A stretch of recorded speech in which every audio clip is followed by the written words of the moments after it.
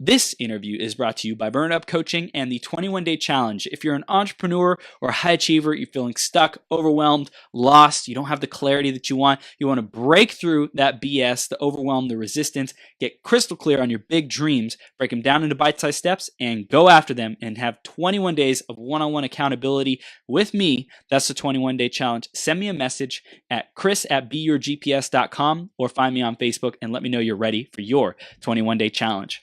Next up is the iTunes review of the week, and this week it is by Miss Hannah 1125. Hannah says, Chris shows up with such authentic interest in the guest and the audience. Every single show has a golden nugget that I can start implementing in my life right away. It feels like Chris really believes that we can all become our greatest self and consistently shows us how. If this isn't in your ear, you're missing out on loads of inspiration, action, and your own greatness. Hannah, thank you so much for sharing that review with us. And if you are listening right now and you want to give us a review, go to beyourgps.com/iTunes or search Becoming Your Greatest Possible Self on the iTunes store and give us a review there. Thanks so much in advance for doing that. We appreciate you. Next up is this interview, and Shannon's going to bring the heat. She's going to be on in just a minute. I'm going to introduce her. Before that, make sure you grab a pen, grab paper, be ready to take notes because she's going to share the gold with you to dive into your very, very best wellness, your healthiest year ever, making it your best year. So let's talk about Shannon because she is a powerhouse. Okay, let's introduce her, then we'll bring her on. Shannon Rhett is the founder and creator of True Vitality Coaching. As a certified integrative nutrition and lifestyle coach, she bridges the gap between the physician and the patient with a mind, body, and spirit approach. She changes the game for those who are stressed and overwhelmed with trying to navigate our healthcare system of doctors and medications. Her mission is to transform the current healthcare system into a healing care system. She helps her clients discover which nutrients they are missing and how to eliminate the toxins that have led to illness and disease, keeping them from living a life of true vitality while creating a clear path to understanding and resolution of their health challenges. She creates a safe and supportive environment that enables her clients to articulate and achieve their goals by standing in their power and removing blocks. Throughout her education, she has been exposed to the most cutting-edge dietary theories and has studied highly effective coaching techniques, helping her clients achieve optimal health by implementing small changes that have a huge impact while discovering the right diet and lifestyle that works best for them and their unique situation. And we're blessed to have her here with us today. Shannon, are you ready to rock this?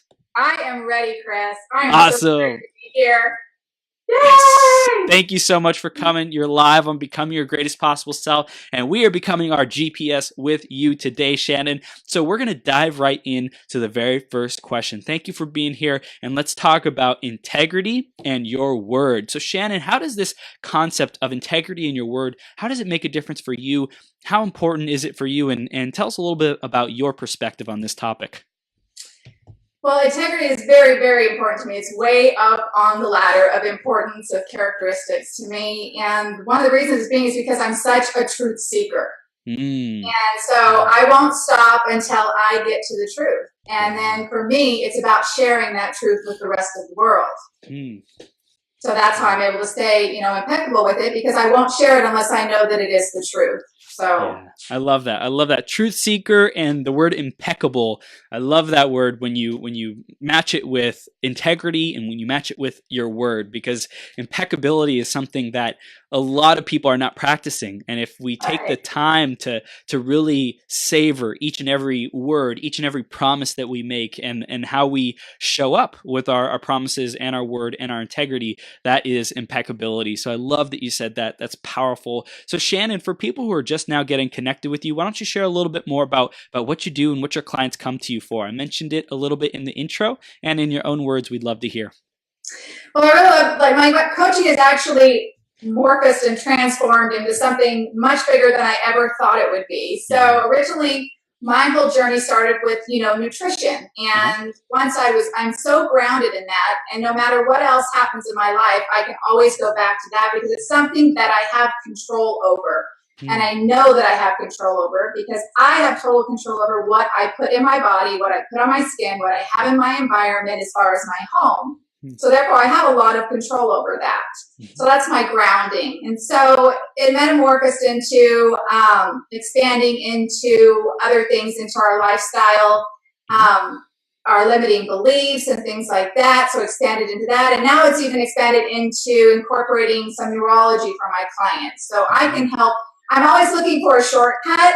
And not because I don't want to do the long, hard work, but, there's a lot of work to be done. We each have a lot of work to do on ourselves. And so we can shortcut some of those areas and just dig right in. That's the way I am. And I'm straightforward, so I don't like to tippy-toe around anything. And so if I can start and help them understand who they are, their life purpose, and their destiny, and they can grab a hold and ground themselves in that and understand why they haven't been living up to their best self, is because they haven't been standing in that power of who they are and what they are to bring to the world.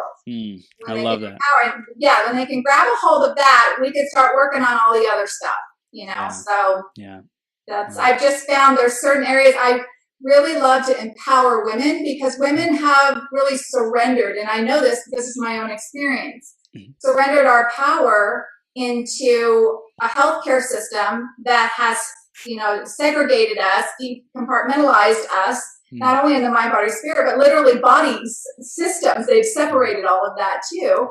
And then we've also surrendered to our home environment, and that's what we do. We're nurturers. And so if we're not taking care of ourselves and our home and our families and our loved ones, we've allowed toxins to come in through our food, through the products we use in our day-to-day life. So we can take that back. We have that power, and we can take back that control. And then, those are just some of the areas. And then also, I read this, that 47% of women over the age 50 are single. And I was really blown away with that.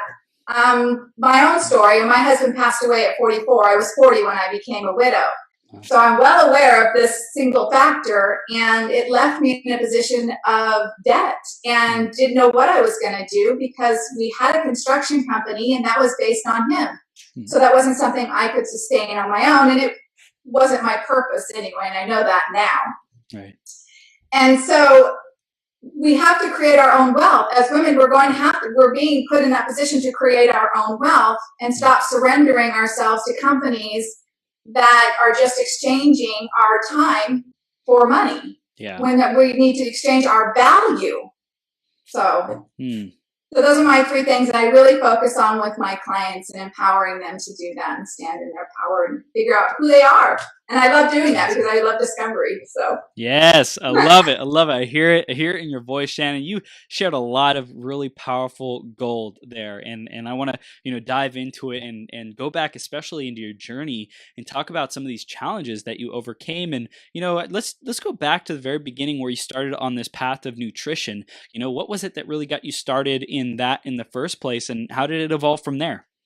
Well, thank you for asking me that, Chris, because that is my beginning, and it's very important to me. So yes, in late 2009, my husband was diagnosed with leukemia, and it really just shook my whole world. My question I kept asking the doctors at the time is like, how did this happen? I don't know, how does this happen? And so they couldn't give me any answers. And so I said, okay, that's fine. I respect that you can't give me any answers. So I'm gonna get the answer, because I know it's out there, right? Because I'm a truth seeker. Okay. So as I started just digging into it, everything kept coming back to diet and lifestyle. And when I really started looking at our diet and our lifestyle, the way we were living, I could put those pieces together. It was like that dot to dot, connect the dots. And so I really just started to dig into that power and started, giving myself nourishment. Well, during this time, I had gotten a ruptured disc. So I ruptured a disc in my lower back in the L5. Wow. And I had been on pain medication, muscle relaxers, and anti-inflammatories for several years. And I suffered from back pain every day and headaches every day for at least 3 years. And when I started digging into all this information, and I knew I was going to have to change our environment, I was going to have to change our food while my husband was in the hospital, I just did it because it was easy, because he was out of the home and I didn't have to, struggle with him on anything. So I just did it for me and our 3 kids. And within 3 days of drastically changing my diet and cutting certain things out and getting rid of the other toxins I was using in my life, I was pain-free. Wow. And headache-free. Mm. And I was astounded, and I thought, okay, I'm going to, test this out, So I went back to consuming some of the things that I had been consuming as far as food, and sure enough, the pain came back. And again, I just went back, and 3 days again it took to release that inflammation from my body. And I've been pain-free ever since. Wow. And how much information did you have to study or like learn about to be able to create that transformation to become free? Not a lot. Out there. It's not a lot. It's just I was willing to do whatever it was going to take. And that's just how my mindset is. It's like when I'm ready to do something, I'm all in 110%, It's like, we're just going to do this. But I also had another factor that I had 3 children, and then 5 months after my husband was diagnosed, he passed away. And so I had to look at, my why was my kids. And so my why was always bigger than my excuses. And I think that's really important that we focus on our why, because when those little things come up or the doubts or whatever starts to take us off track, our why is always right there in front of us. So we can be grounded in that.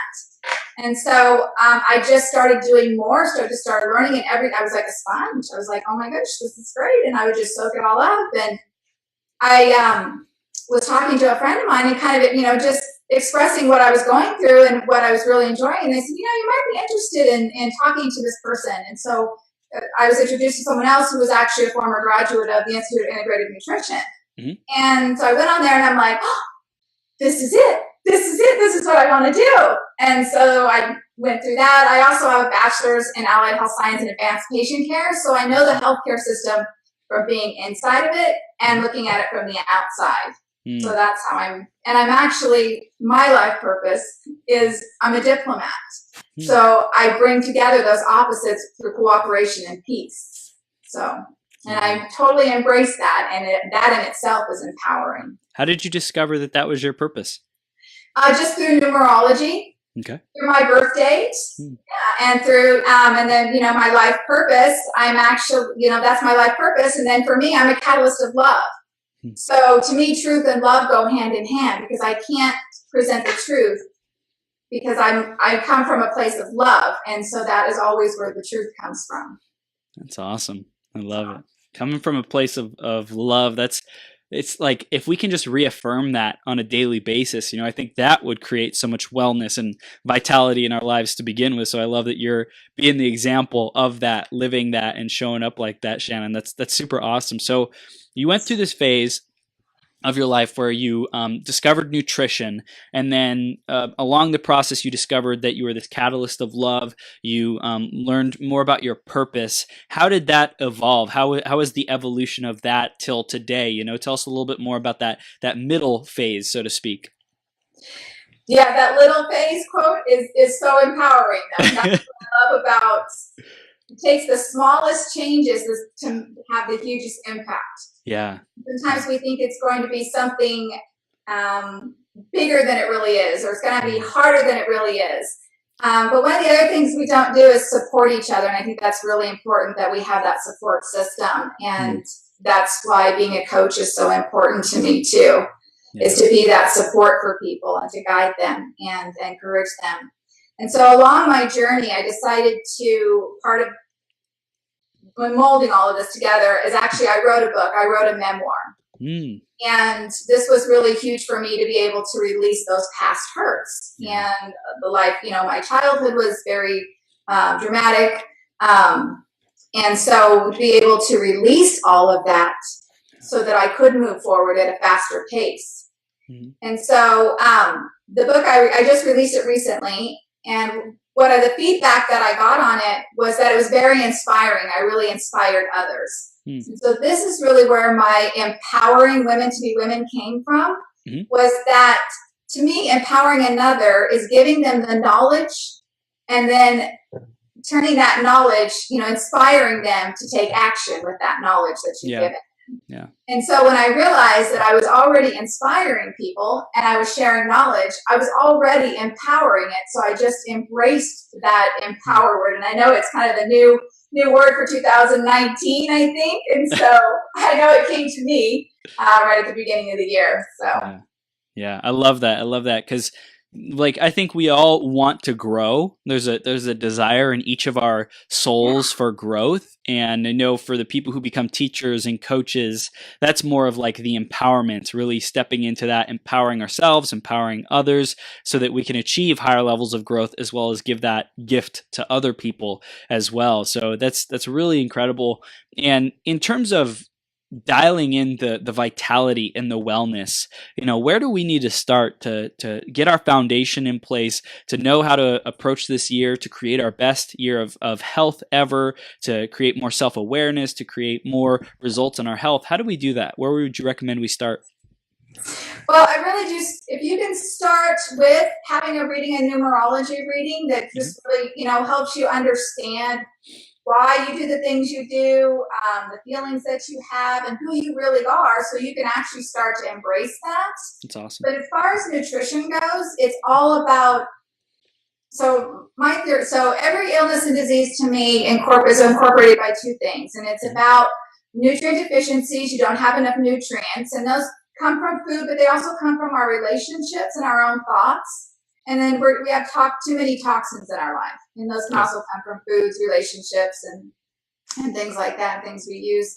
So those are the two things that I really focus on. And the first thing that I focus on with my clients is actually getting nutrients, massive doses of nutrients. And I actually just done a post, but I always start my clients on a juicing detox because it just inundates the system with nutrients, and it's at a level and in a liquid form that everybody can absorb, even if you have any kind of digestive issues, which I had for many years. But your body will just absorb it. So all of a sudden you have all these nutrients. So your body's already starting to detox itself. You don't even realize that. No. And so, it just happens. And then I find that people you crave less sugar. It just happens naturally because there's so much power and so much nutrients in the juice, in the green juicing. So let me make that clear. Green juicing. Okay. not V8, not V8, not apple juice. No. It's about actually investing in a juicer. And I tell people, if you really want to invest in your physical health and even your emotional and mental health, invest in a juicer. Yep. So I always start there.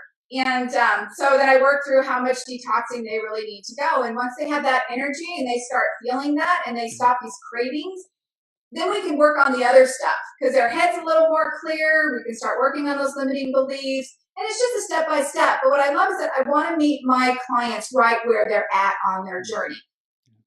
So that's really important to me. And I think that's really important because I can't benefit them if I'm trying to get them to do something that's way out of where they are yet. Right. So I have to come and I have to meet them where they are. But if they've already gotten, some of the health already going on, maybe they just haven't figured out what their purpose is or their destiny, we can work on that. Yeah. We can work on the wealth building. How do we do that?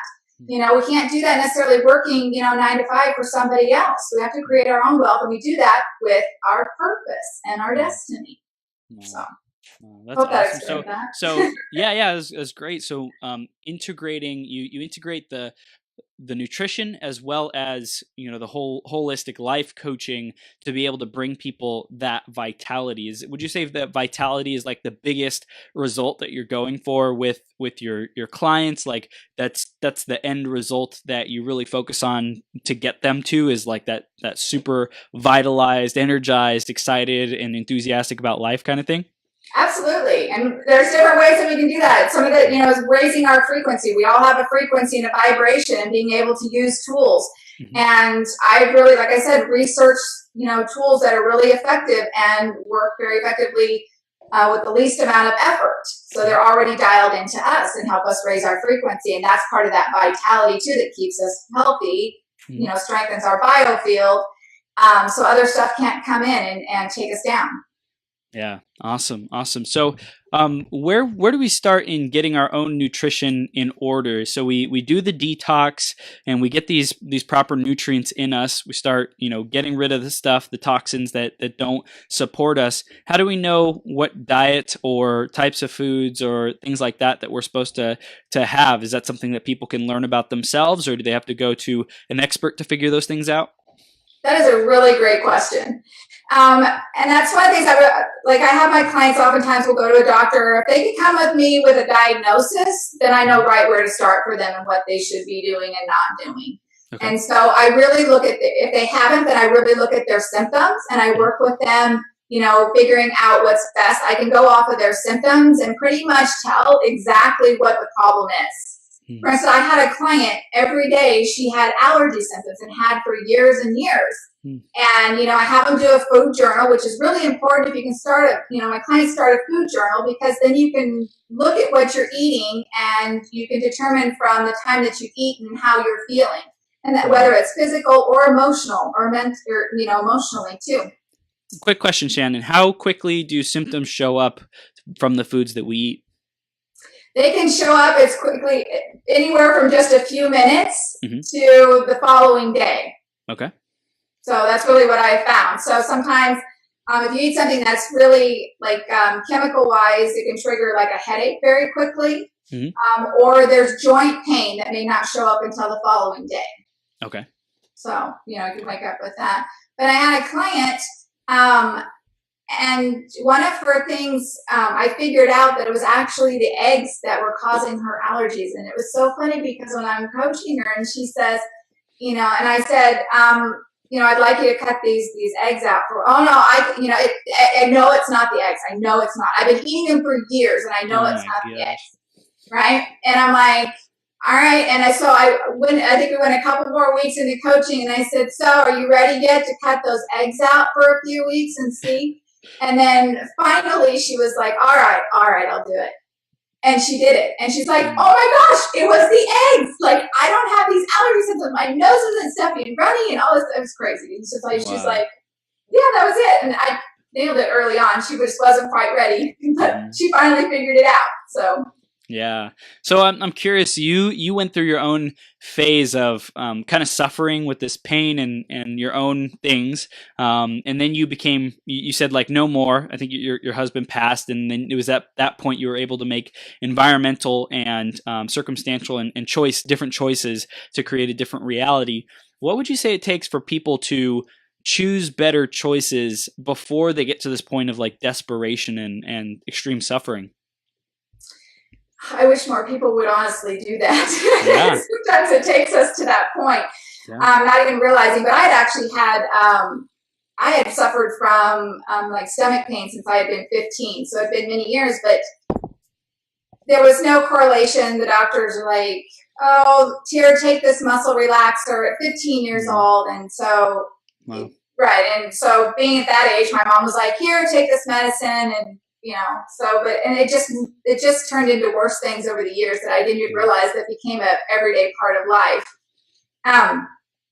So I think a lot of it has to do it's about valuing who we are. If we value ourselves, we're going to treat ourselves with that value.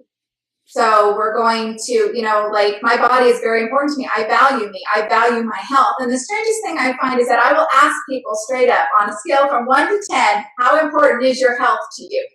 And it's always a 10. I mean, it's never anything less than a 10. So I'm like, all right, well, what are you willing to do? And we're not taught to really invest in ourselves. And like I said, for women, we've really surrendered our own intuition of knowing what's best for ourselves and our loved ones, because part of our responsibility is to care for those loved ones and their health, because we are the provider of the food and things like that. Not always, but it's a kind of most of the time we are. So, it's that we've surrendered that of who we are. So we have to get that back, what our role is. Stop giving that away to people that have no idea what's going on in our lives or how we're doing, or, they don't care about that. It's just, they don't have the time to care, for one. Right. And it's all about a system of just miscommunication too of just suppressing any symptoms rather than saying, you know, pain is one of those things. It's like, hello, your body's talking to you. Yeah. It's really trying to talk to you. And the worse the pain is, the louder it's trying to speak to you. So how do we listen? How do we listen and make different choices from the pain? How do we know what's the source of it? How do we know if it's our nutrition, if it's emotional, if it's, you know, psychological? How do we know where do we start with that? Combination. Yeah. So, you know, but it's looking at all of those, right? Because our soul actually has 3 different levels. So we have the logical, the mind. Mm-hmm. We have the intuition, which is our gut, and we have our emotion, which is our heart. So we have to tap into all 3 of those to know what is right for us and what is not. If we leave one out, we kind of miss the mark. You know, we have a chance of missing the mark, and we have to check in with all 3 levels there. How do we start understanding those different levels? I mean, you know, logical, intuition, and emotion. Like, it seems like everyone say, okay, I get it, logic. I get it, intuition. Right. You know, I think people are probably least familiar with intuitive, you know, guidance and system. And then emotion, it's like, okay, yeah, I get it, emotions and feelings and stuff. So how do they start accessing these different systems, which I'm sure go very, very, very, very, very, very deep in terms of understanding and awareness and mastery? And, you know, people can spend their entire lifetime on just one of these things and, you know, just barely scratch the scratch of the surface kind of thing. So where do they start, and how could they actually make heads or tails of these things? It's about getting quiet. It's about slowing down life. Yeah. It's about looking around, enjoying nature around, whatever it takes for you to get, or, you know, for somebody to get quiet with themselves and be able to start asking those questions about themselves. I think it's about going, you know, if there's an emotion, really looking at the emotion. Oftentimes there's something much deeper than, you know, like some people, they get hurt, or, you know, they get sad, or they get angry. And what's really underneath that is, I always tell people, you know, you have to dive under the water. You have to see what's under the surface. And oftentimes, you know, there's other things under the surface, like disappointment, resentment, you know, things like that. So I know disappointment was a big one for me in my childhood. So it wasn't until I really, okay, I'm feeling disappointed. Why am I feeling disappointed? Well, there's different reasons why. Either I set up an expectation, or that person, you know, and that's my own responsibility. If I set up my own expectation, that's mine, and I need to own that. And I think that's a big part, is you know, taking responsibility. So much of everyday life has been thrown on someone else, or we blame someone else. So now if there's a situation, like for me, my mother would promise me things, you know, we'll go do this or whatever, and then she wouldn't fulfill. And that's different. That's where forgiveness comes in. So to me, there's 4 areas in our life that really hold us back from being our best self. Okay, so one is bad habits that we've accrued through not valuing ourselves. There's our limiting beliefs that keep us in a stuck place. There's our unhealthy relationships with ourselves. So we haven't had time and spent time with ourselves, or we don't have a healthy relationship with others. And the 4th one, which is actually, I find one of the main reasons, and this can really help heal, is unforgiveness. And so unforgiveness of ourselves, which is sometimes can be even a little more difficult than forgiving someone else. And it doesn't mean that we did anything wrong. It maybe just means that we had a false belief about ourselves somewhere early on. Something happened to us, and we had this negative belief about ourselves. We weren't good enough, or we couldn't do that, or whatever it was. And it's forgiving ourselves for that, for those thoughts. It's forgiving ourselves for, okay, maybe I haven't been treating myself as best as I could, or I haven't taken time for myself. I haven't eaten the things I know my body needs. But a lot of it comes from really not knowing. Yeah. So, you know, I did a lot of things because I simply didn't know. And then when I started to learn things, it was like, okay, it's my responsibility to learn, to acquire this knowledge, so that I can do things better. And so I can change for my children, you know, their lives to go forward. So that was, and the rest of the world. And then I just thought, you know, I got to bring along these people with me. I got, you know, whoever wants to come along with me, let's go. Let's do this thing. Yeah. So Yeah. I love it. I love it. And changing like the forgiveness paradigm, I think is super important today. Like people think that forgiveness is like not making it okay, making it okay right, that that person did that. It's like, no, that's not what it is. right, It's really just having compassion and grace for the person. Not that it's making it okay, but just releasing the connection with holding the anger or the guilt or the resentment and saying like you forgive yourself and you forgive the person. You're willing to move on. You're right, willing to say, you know what, in that person's shoes, what they did, it may have seemed like the right action for them. I don't know how, I don't know in what way they saw that that was logical or made sense to them, but they did it. And that's why, because nobody chooses to do, worse than they can. Everyone's doing the best that they can with the right, knowledge and the resources and abilities that they have at that moment. So it's like just having compassion and empathy for them, and then saying, I no longer want to own this weight that I've been carrying in my life. So I forgive them and, bless them and, go forth in their lives, and like probably don't even want to think about them anymore. Don't want to have to relate or interact with them, but it's not like trying to push it out of your awareness. You just let it go. It's like, I just don't need to deal with it anymore. It's no longer mine. Choose to stop carrying it. Say, I put it down. And also that forgiveness of self is super important as well. Like to say, hey, I'm not going to hold it against myself that I wasn't strong enough, or I wasn't, determined enough, or I messed up, or whatever it might be. It's like, forgive yourself and say, and I learned from it, and now I get to move forward. Now I get to focus on the future. And that might take a couple times, and it's really what's required to be free of those burdens of the past.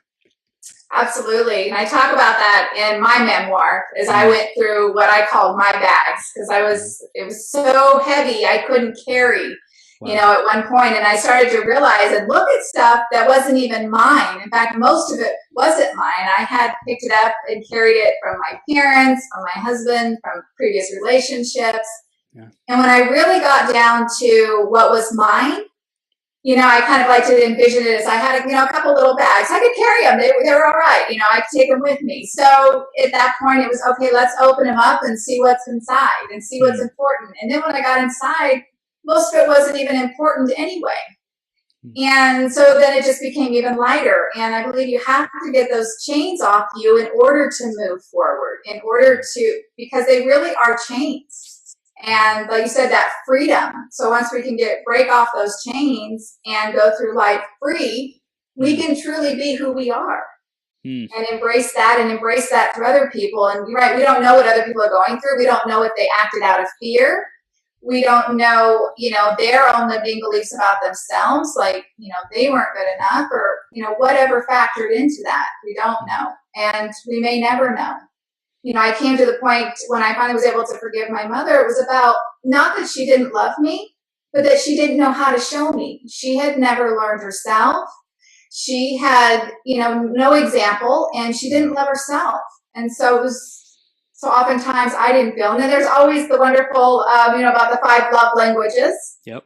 That's one of the things I take my clients to, is discover, how they interpret love, because we don't all interpret it the same way. And if we're in a relationship with somebody who gives love in their way, which is what we do, is we give love in the way that we receive it. Yep. And it doesn't match up to theirs, we can go around feeling unloved in a relationship, and the person's like, but I do love you. I do this, I do this, I do that. And, and they're like, yeah, okay, but I don't really feel loved in those ways. So, and that's a whole nother thing, right? Totally. But it's all these different dimensions and layers that give us a better view of the whole complete picture, Right. and without like seeking out a coach like yourself, Shannon, who can help people get that awareness, then people are flying in the dark. They don't have a map. They don't have, an idea of where they want to go, where they're at right now, and the path to get there. And that's why coaching is so valuable for that. Fully support coaching and believe in it wholeheartedly. I love how you say that. Yeah, it's the map, right? Yeah. Yep. Yeah. Navigation. Yep. Absolutely. So, what would you say is the best growth opportunity for you this year? Like the thing that you're most excited to grow into this year, the skills that you're really taking on, your areas of growth that you're really taking on. What would you say is your focus for this year? My focus for this year, and it's really strange for me to say this, but is to be speaking more, is to be out in the public, speaking more, reaching more people. Mm-hmm. And it was funny. I was just thinking even today, speaking to me before was like, oh my gosh, I can't do that. I would just get so nervous. And I was like, and now I absolutely love it because it is for me and I've embraced it. Yeah. And so it just makes it so much more powerful for me. And it actually feeds my soul to be able to communicate because I'm such a people person. Coming as a catalyst of love, I'm such a people person. Yeah. And I love being able to connect with them. And people always tell me that, I make them feel safe, that they feel they can trust me. And that's important to me because that's what I want them. That's just who I am. And I had somebody also tell me that in my book that they really appreciated my integrity and my transparency in my book. And I really just stated the things that had happened to me through my life and how I had moved past it. And that was really important to me because I said, I really don't know any other way to live. And I really don't think we're supposed to live any other way. So I really think that we are supposed to, be in our integrity. That's how we become our best self. Yeah.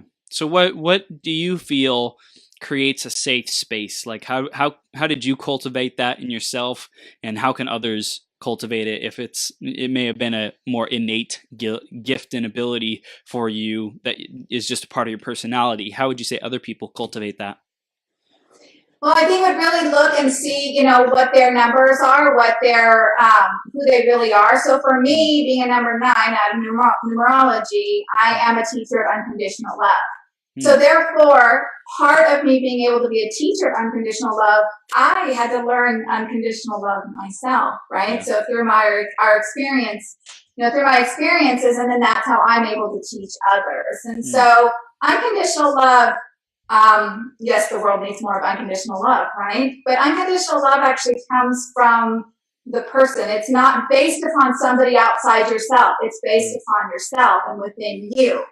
So, and people have a hard time grasping that because I always told my kids, we don't love someone else because of what they do or what they say, what they don't do, what they don't say. It's not about, we love them for who they are. And if we can embrace who they are, and if they can embrace who they are, then that's all a better thing. But that unconditional love comes from me, and I can tell people, I love you. And it's because I really do love you. But I love you because the love is in with me. So I hold that all within myself, and each person has that. Yeah. So it's tapping into that. And that also starts with being able to value yourself and love yourself and treat yourself well. And when you can do that and see how valuable you are, you begin to see how valuable everyone is in the world. Everyone. And my thing is that that's part of what I do. And I understood that. So I wanted to present, and to show people their value in their work. And when I really started to understand, it's all about that unconditional love. Mm-hmm. And if more people felt understood their value in their work, they wouldn't be acting out of fear and wouldn't be hurting everyone else, hurting other people. Right. Or the violence in the world is because they're coming from fear. They don't feel valuable. Yeah. So I think that's how I embrace it. I accept people for who they are. And, I think that's all of us want to be accepted for who we are. And it's easy for me to do that. I can't say it was always easy, but I've learned it. Yeah. And also, something I've really had to learn on my journey is how to love myself. Like you said, in that first place, you mentioned like to be able to hold space for people, like you have to unconditionally love them. And that would may have taken time for you. And it's acceptance. It's acceptance of them. Well, the only way that we can accept and love other people is if we first do that for ourselves. That was a huge area of growth for me because I went through this phase in my life where I felt like I was worthless, and I first of all, I didn't use the words "I love you." I didn't say it to my parents. I didn't say it to my friends. That vocabulary was practically non-existent for me. And when I started saying it in like my early 20s, as I was doing personal development and things like that, I would start saying I love you, and I felt like it was so fake. I felt like these words, they're not even real. Like, why am I saying this? It feels like nasty. Do I even know what love is? Just felt weird saying it. And after a while, like, I really started getting more comfortable with it because I had been doing that work on myself, that deep work, the forgiveness, the appreciating and being grateful for my qualities, my characteristics, really building my worth and worthiness and deservingness up, so to speak, and recognizing it. And it's just so interesting because I think a lot of people, especially I've noticed women, have a real challenge like forgiving themselves and loving themselves, and like really like you can say falling in love or rising in love with themselves, and like looking in the mirror and saying I love you. My girlfriend said that was like so hard for her at first, and like I have a similar relation of the words I love you and how they seemed foreign and strange to me at first, but after doing the work on myself for long enough, then I was able to really start to get that vocabulary and that connection with what that means, and start to be able to say it to myself and to others. It's really, really incredible. It is. It's very powerful, and it makes me think of the meditation, the Ho'oponopono. Yes. Yes. And so, as we go through those 4 statements, I'm sorry, please forgive me, I love you, and thank you to our divine source, I found that I went even deeper in that as I was saying it to myself. And so I was not only connecting with my divine source, I was connecting within that source within me at the same time. Yeah. And found that to be very powerful. And I use that meditation with my clients very often to help them release some things like that. Yeah, that's super powerful. I've done that a couple of times, and it's just like it's you could say it once and it's great, and I find the depth of the healing through that comes through like saying it again and again and again. It's like you get deeper and deeper and deeper. It's so awesome. Yeah. It's so powerful. I love that. I love the Ho'oponopono. Awesome. So when people focus on healing themselves, what do you think might be stopping them from creating that healing, creating that vitality this year? We've talked about nutrition. We've talked a little bit about mindset and forgiveness and those kinds of things. Anything else you see standing in their way of really claiming their vitality and wellness and health and just vibrancy in life? I think it's that I'm hoping that 2019, at least it's supposed to be the better year, that people just have a tendency to put things off. They do so much and they're so busy, and they're just like, I don't have the time. It's like, well, at some point you're probably going to have to make the time because you're going to be forced to make the time. So, you can either choose to do it now or you can be forced to do it later. And we all have our own, will and our own free choice. So we can choose to do it now, or we can choose to do it later. And like I said, their excuses come in. They don't stay focused on their why they want change. And any excuse comes up and it just overpowers their why because they don't have their why. And a lot of it is those limiting beliefs, and it's where we're focused. So if we're just rushing, this is another thing. It's like we live life so mindlessly, right? So we just do things without really an intention of doing things. Or we do things without really understanding we've made the choice to do it. So for instance, people go, I have to go to work. And it's like, no, you don't have to go to work. You're choosing to go to work. But why are you choosing to go to work? Well, I have to pay my bills. No, you don't have to pay your bills. You're choosing to pay your bills. And it's about getting those powerful words. And our language has just pushed those power words out of the way with, need and things like that rather than choosing. So you have to choose what's for you, but also being able to get rid of the stuff that doesn't matter. You're busy running here, running there. And it's like, what is really, really important, and putting those priorities into perspective. When my husband got sick, suddenly my health became very important to me because I didn't want to leave my children without parents. And it was already enough. And I felt, I was devastated. My heart was broken because now they didn't have their father. So now I've got to step up and be mom and dad. And so suddenly my health and their health, because it was, what I'm doing to myself, I'm doing to them as well. Yeah. And so that's why it became so important to me. And oftentimes for women, we will do it for somebody else. We might not do it for ourselves at first, but we'll do it for someone else. Mm. And people go, well, you have to do it for yourself first. Honestly, I look at it, however you get started is how you get started. Yeah. If it means more to yourself to do it for your children or someone else, your loved ones, then get started there. Yeah, seek whatever the motivation leverage is. Like, don't stop. Be relentless in finding that and cultivating that and tapping into that, because there's no like right or wrong for that. It's whatever you have, your background, your disposition, your perspective, your beliefs, your values, whatever that is that says what you value, use it, leverage it. And you mentioned at the beginning, the shortcut, like that's a great way to be thinking, the leverage, the shortcut. Like, how do I do this in the most easy and efficient way possible? It's not like trying to avoid the hard work. There's got to be a better way. What's the better way? Always being curious, always being in discovery about what's the better way to do this. There's always a better way. There's always a more efficient, effective, loving, harmonious, ecological, whatever with the focus is. There's always a better way to do it. Right. And so, I wanted something better for my kids than I had, and I'm still working on it. And I'm still working on myself to create, everything for my children, and and my thing was always to be the best role model I could be for them. And that was a promise that I made, to my divine source, to God, to myself, and to my children early when my first child was born. I was 21, and I made that promise then to be that best role model.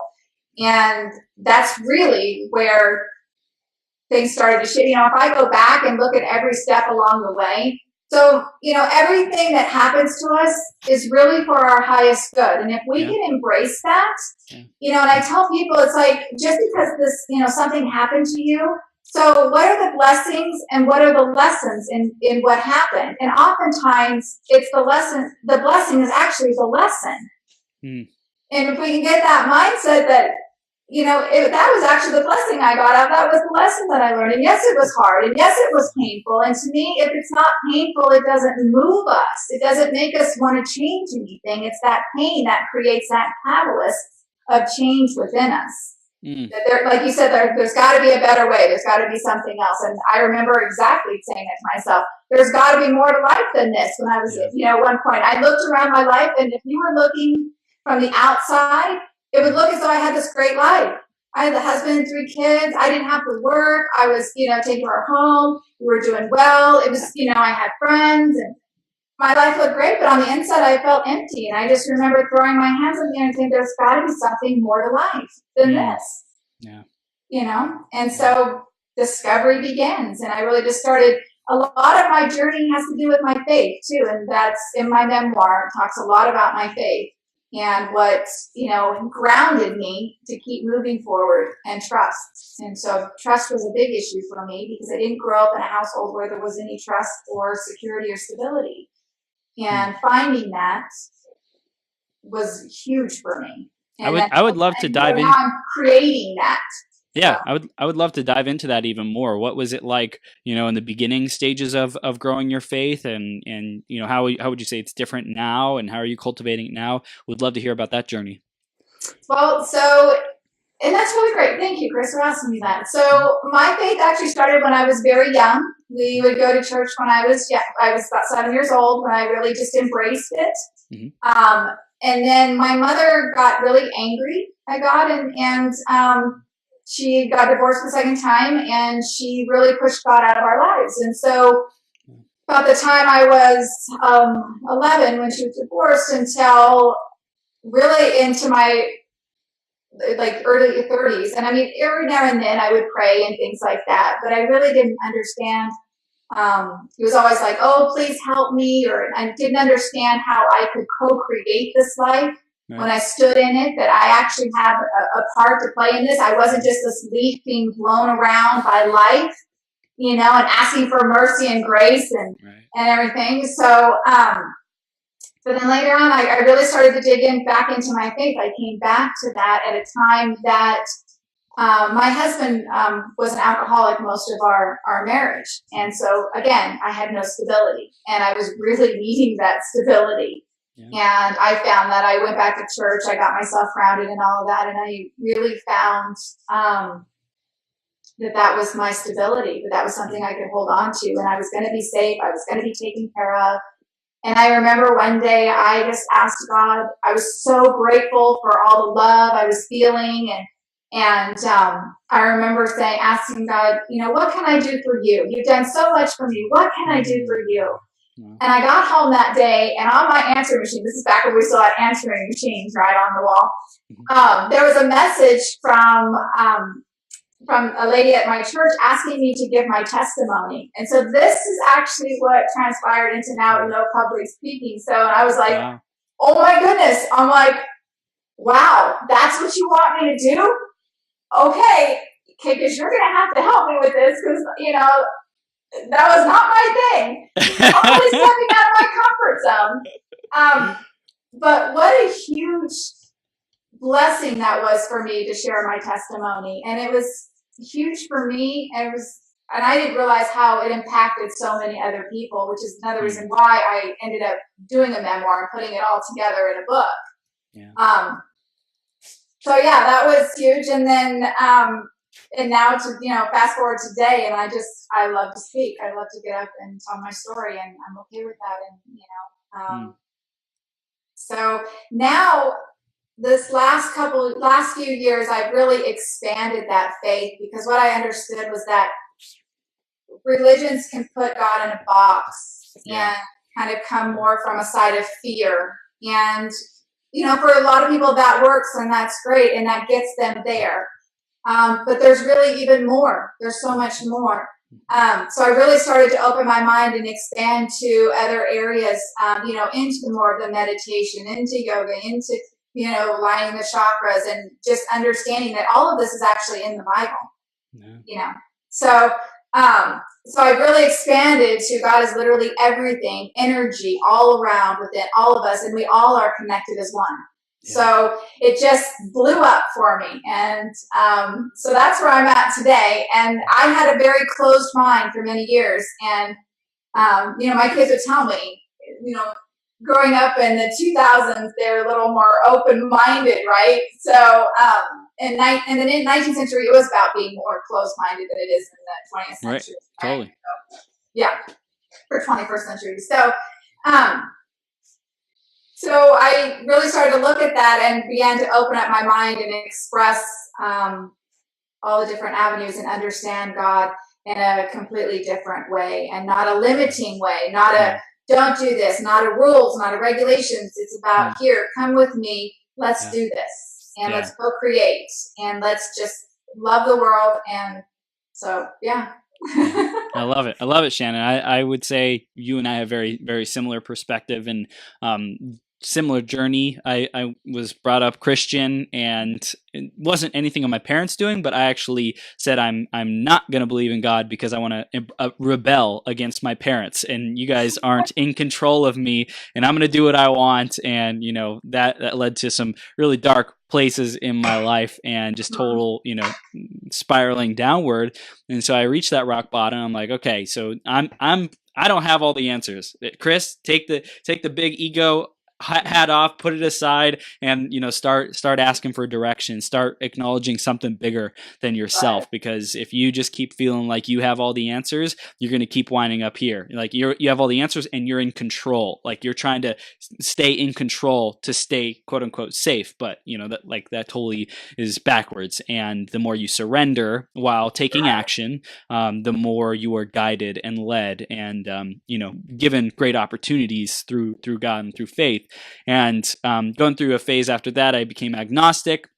And then I said, okay, there's something that's bigger at play here, and I don't know what that is. And today it's like I'm really cultivating the relationship with God, especially like recently. The word God, the word, source, creator, universe, I'm not attached to what it is. I just know that there's something bigger. So for right now, God is what I was raised with. So I'm gonna leverage that, because that's like deep in my subconscious programming. I just get to shift my meaning of what God means, because I used to make it mean control and religion and, like I have to do things. And now I'm saying God is God is, who is my God? How does my God support me? How does my God guide me and love me and co-create with me? And how do we show up in the universe together? Because God is flowing through me. It is everything, like you say, and the energy and matter and everything in between. And so how do I like tap into that? And so I really love the perspective, and I'm grateful that you shared that with me, because I really resonate with that as well. Yeah, I can see that you do. Yes, that's exactly. Yeah, it's awesome. It's awesome, Shannon. So, we're beginning to wrap up now, and we want to know, what are the final golden nuggets, the pieces of wisdom that you want our audience to receive and own and implement because of this interview? I really think just understanding that we each have value and worth. And if we can stand in that, we can stand together, that we don't have to do this alone. It's not about being separate. It's actually about being one and being together and tapping into each other's energy and sharing that with the world. And everybody has trauma. Everybody has something that they've been through. Yeah. So, that's one of the reasons I share my story. And, people are like, wow, they look at me now and they're like, that's what you went through. And I'm like, yeah. And you can get to the other side too. There is a better way, right? There is a better way. And I just tell everybody, we all have it. We all can do it. Yep. So jump on board, because this is the time, really, 2009, this is the year to jump on board, get on the train, and let's go. That's right. That's right. I love it. I love it. Yes, I love the energy, Shannon. This is awesome. You're totally riding this wave, this momentum, this possibility-filled future and now that we're creating. So our audience is hungry for more. They want to stay connected. What are their next steps, Shannon? How do they continue the journey with you? Well, with me, they can just go to my website at the www.truevitalitycoaching.com. Okay. And on there, they can click the link for the free consultation. And I'll, set up a time with me. I will get with them and see right where they are and, where they want to go and how I can better help them and, make sure that we're a good fit for each other. Which is what I love, is that everybody has their tribe. So there's no competition. It's about cooperation and understanding that whatever is ours already, whatever has been designated for us, is always going to be. We don't need to be greedy or hoard or, or be in fear, because it's there. It's already been determined for us. So that's how, and then if they want my book too, I think I gave you that link. And, it's the Kindle version's like $2.99. It's a very quick read. Everybody says it's a very easy, quick read, just to kind of give you a bigger, idea of what I've been through. And if you can resonate, I feel like the people that can resonate with that are the ones that are going to be my tribe, right? Definitely. Absolutely. Absolutely, Shannon. Well, thank you for sharing your light in the world. This is just the beginning for both of us. We have so much more creating and love sharing and possibility manifesting and, gifting and generating all kinds of cool stuff to do this year and many years in the future. So keep up the great creation, the love, and keep sharing that with people. And, just remind your family how much you love them and appreciate them, because they are a huge source of why you do what you do. And, really thank you for being on here and sharing your wisdom with our audience so that we can grow with you and make it our best year ever. Thank you, Chris. And I just appreciate all that you're doing. And thank you for the opportunity to come on here and share the energy with you and be a part and get on the wagon. Yes. Thank you. Thank you, Shannon. Have the best day ever, and we'll see you soon, okay? All right. Thank you. All right. Take care. Bye. Bye-bye.